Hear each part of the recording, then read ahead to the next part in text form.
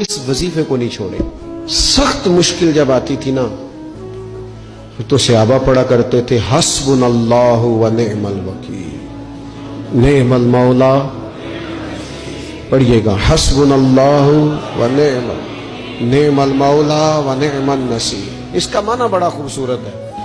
بالکل سادہ سا مختصر سا معنی کرے نا تو اس کا معنی یہ ہے میرے لیے اللہ ہی کافی ہے، اللہ میرا مددگار ہے، اللہ بہترین مددگار ہے، اللہ بہترین کفایت کرنے والا ہے. اس وظیفے کو نہیں چھوڑے اور اس کے معنی سمیت اس کو یاد رکھیں. آپ محسوس کریں گے طبیعت طاقتور ہو گئی ہے، روح طاقتور ہوگی، اس کو بھولنا نہیں.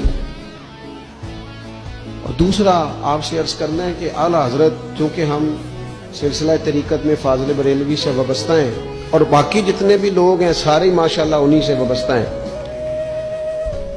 اعلیٰ حضرت نا لا حول ولا قوت الا باللہ العلی العظیم پڑھنے کی بڑی فضیلت بیان کرتے ہیں.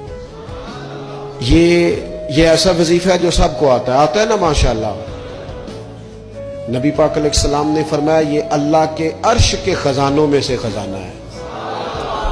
اعلیٰ حضرت فرماتے ہیں 99 دفعہ پڑھو لا حول ولا قوت الا باللہ العلی العظیم.